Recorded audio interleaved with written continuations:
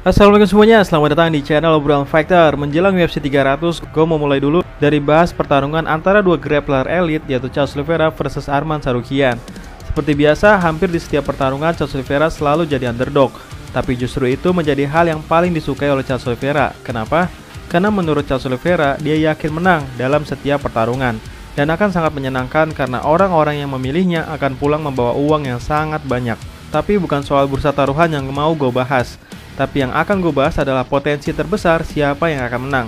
Dan gue akan membahas agak detail soal teknik mereka berdua.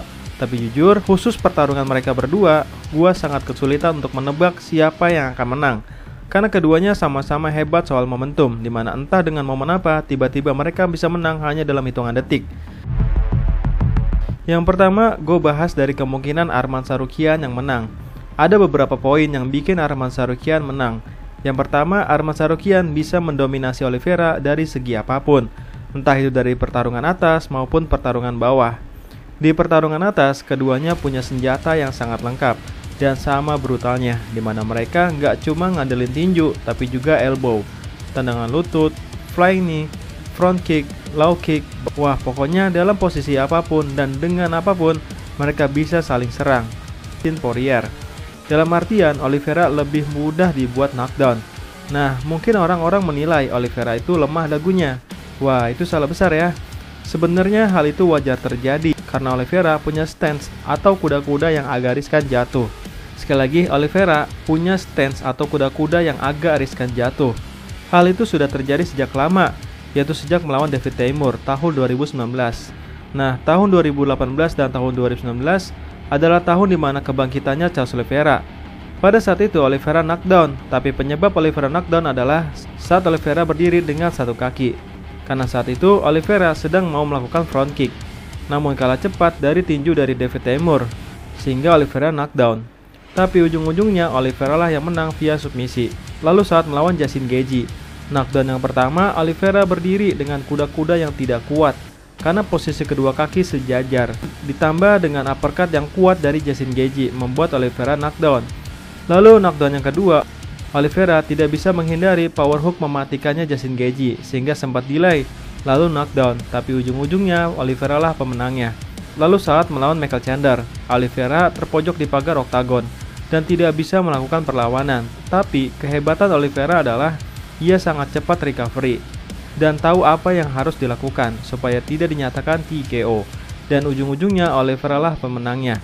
Lalu saat melawan Dustin Poirier, sebenarnya hal ini wajar terjadi, siapapun pasti knockdown kalau menerima 3 tinju yang tepat sasaran dari seorang Dustin Poirier, dimana hal itu dibuktikan oleh rahangnya Benoit Saint-Denis, dimana ia baru menerima 2 tinju keras dan tepat sasaran.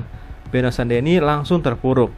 Tapi Oliveira seperti biasa tahu apa yang harus dilakukan supaya selamat dari ground and pound yang brutal, dan ujung-ujungnya Oliveira lah pemenangnya.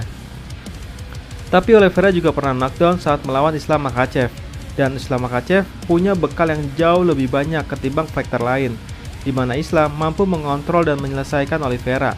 Dan itulah yang harus dilakukan Arman Tsarukyan dan juga bekal yang dimiliki Arman Tsarukyan, di mana Arman justru mampu mengontrol lawan dalam waktu yang lama ketika lawan di posisi bawah. Walaupun memang kemampuan jiu-jitsu Arman masih di bawah Islam Makhachev, tapi Arman punya sisi brutal ketika dalam posisi dominan. Fighter seperti David Teymur, Michael Chandler, Justin Gaethje, dan Dustin Poirier tidak bisa menghabisi Oliveira di bawah, sehingga Oliveira punya lebih banyak waktu untuk recovery setelah knockdown. Sedangkan Arman Tsarukyan dengan punya pengalaman kemenangan ground and pound yang brutal bisa menjadi mimpi buruk bagi Oliveira.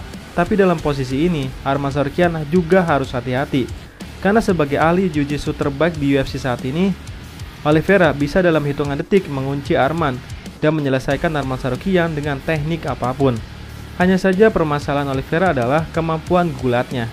Oliveira memang punya puluhan jenis kuncian, tapi Arman punya puluhan cara untuk mengontrol Oliveira, sehingga nantinya Oliveira akan kesulitan bertukar posisi dengan Arman. Salah satu bukti bahwa gulat Oliveira tidak baik-baik saja adalah ketika Oliveira clinch dengan Islam Makhachev dan Beneil Dariush. Saat Oliveira clinch dengan Beneil Dariush, Oliveira justru terjatuh dan malah Beneil Dariush yang dalam posisi dominan. Karena Oliveira kurang pandai dalam memanfaatkan berat badan di mana itu salah satu kunci dalam bergulat. Begitu juga ketika clinch dengan Islam Makhachev. Wah, kalau ngomongin Islam Makhachev sebenarnya itu bukan soal skill lagi, tapi soal fisiknya Islam Makhachev bagaikan monster. Oliveira justru dibuat jatuh karena kemampuan judo dari Islam Makhachev. Dan itu lagi-lagi yang harus dilakukan Arman Tsarukyan. Dan satu lagi, yang harus dilakukan Arman Tsarukyan adalah Arman harus sabar selama 3 ronde untuk menang dominan dari Oliveira. Sebagaimana yang dilakukan Mateusz Gamrot ketika mengalahkan Arman Tsarukyan, di mana Mateusz Gamrot melakukan percobaan takedown jauh lebih banyak ketimbang Arman Tsarukyan, di mana Gamrot menyadari bahwa kemampuan striking Arman lebih baik darinya, dan Arman tidak mungkin bisa dibawa knockout, sehingga Gamrot harus mendominasi Arman selama 3 ronde, sehingga Gamrot melakukan percobaan takedown sebanyak 21 kali. Wah, gokil nggak tuh? Dan itu yang harus dilakukan Arman, yaitu harus lebih sering men-takedown Oliveira. Jadi ada 4 hal yang harus dilakukan Arman Tsarukyan untuk mengalahkan Oliveira. Yang pertama, mengontrol Oliveira. Yang kedua, memanfaatkan berat badan untuk menang gulat dari Oliveira. Yang ketiga, harus sabar mendominasi Oliveira 3 ronde penuh. Yang keempat, harus sering melakukan takedown. Lalu apakah Oliveira bisa menang? Tentu saja sangat bisa. Kalau ibarat nonton bola, biasakan nonton Arsenal sampai pertandingan selesai. Sama dengan Oliveira, biasakan nonton Oliveira sampai pertarungan selesai.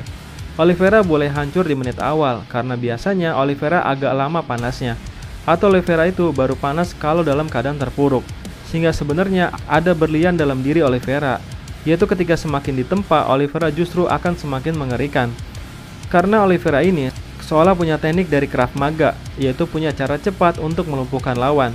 Karena Oliveira bisa dalam hitungan detik menghabisi lawannya entah itu via submisi maupun via knockout. Dan soal striking, Oliveira juga lebih berpengalaman sebenarnya, karena pernah berpengalaman dengan para fighter brutal seperti Michael Chandler, Tony Ferguson, Justin Gaethje, dan Dustin Poirier. Sehingga sekuat apapun powernya Arman, belum tentu bisa membuat Oliveira knockout. Kalau bicara soal Oliveira, berarti juga bicara soal durability. Dalam artian daya juang. Daya juang Oliveira semakin membabi buta semenjak Oliveira punya anak, dan baru saja Oliveira merayakan kelahiran anak keduanya, di mana ini bisa menjadi motivasi terbesar Oliveira, sehingga daya juang Oliveira makin menggila. Hal itu juga terlihat sebelum Oliveira fight dengan Beneil Dariush. Oliveira terlihat sangat emosional, dengan mata berkaca-kaca, terlihat sangat ingin menang. Dan memang itulah yang diajarkan Chute Boxe, di mana gym ini fighter dibiasakan pertarungan brutal. Sampai-sampai Oliveira cedera duluan saat mau rematch dengan Islam Makhachev. Arman harus hati-hati dengan Oliveira khususnya di ronde 1 dan 2. Karena dalam ronde ini Oliveira lebih sering pandai memanfaatkan momentum apapun. Jadi kesimpulannya adalah soal striking mungkin Oliveira bisa kalah, tapi Oliveira lebih pandai soal momentum. Sehingga walaupun Oliveira terlihat kalah saat nanti adu striking, tapi jangan kaget kalau tiba-tiba Oliveira yang menang. Seperti halnya ketika Oliveira adu striking dengan Justin Gaethje, di mana Justin Gaethje bisa membuat Oliveira knockdown hingga 2 kali hanya dalam 1 ronde. Satu hal yang sangat amat jarang terjadi, yaitu 2 kali knockdown dalam 1 ronde. Dalam artian, adu striking dengan alih striking saja seperti Dustin Poirier, Michael Chandler, dan Justin Gaethje, Oliveira bisa menang tiba-tiba, apalagi melawan Arman Tsarukyan. Tapi salah satu kekurangan Oliveira adalah ia sangat jarang melakukan takedown. Oliveira cuma sering melakukan takedown cuma pas lawan Tony Ferguson. Ya mungkin karena sesama ahli Muay Thai, jadi udah tahu bakal sama-sama jarang melakukan takedown. Jadi mending Oliveira duluan yang melakukan takedown. Karena Oliveira menang submisi atau mengontrol lawannya di bawah, bukan karena diawali takedown, tapi karena lawan knockdown atau lawan terjatuh. Hal inilah yang bikin Oliveira dinilai sangat mirip dengan Tony Ferguson.